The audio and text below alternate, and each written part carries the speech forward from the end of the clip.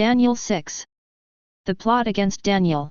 Darius decided to appoint 120 satraps over the kingdom, stationed throughout the realm. And over them 3 administrators, including Daniel.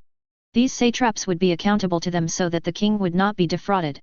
Daniel distinguished himself above the administrators and satraps because he had an extraordinary spirit, so the king planned to set him over the whole realm.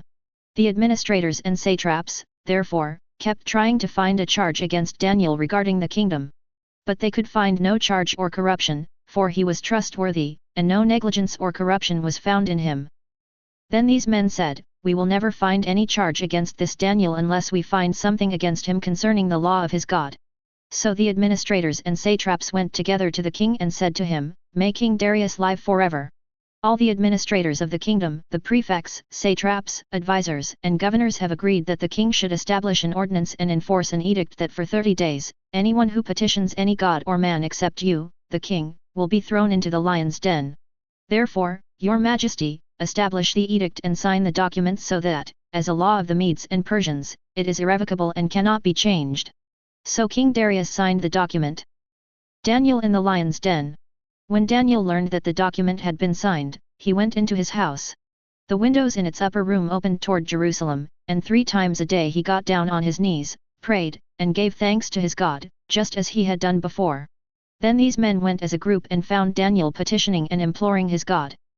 So they approached the king and asked about his edict. "Didn't you sign an edict that for 30 days any man who petitions any god or man except you, the king, will be thrown into the lion's den?" The king answered, "As a law of the Medes and Persians, the order stands and is irrevocable." Then they replied to the king, "Daniel, one of the Judean exiles, has ignored you, the king, and the edict you signed, for he prays 3 times a day."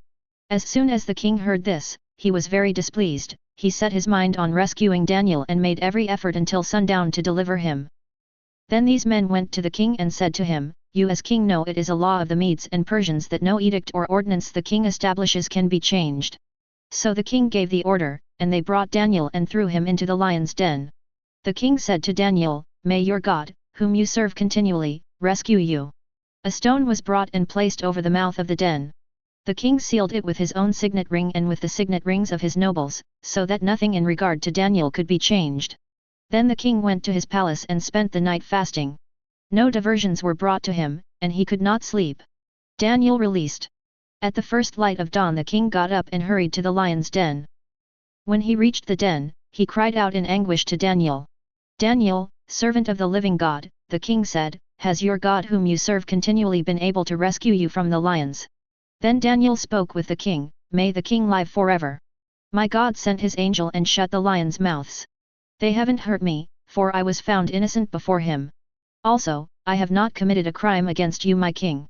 The king was overjoyed and gave orders to take Daniel out of the den. So Daniel was taken out of the den, uninjured, for he trusted in his God. The king then gave the command, and those men who had maliciously accused Daniel were brought and thrown into the lion's den, they, their children, and their wives.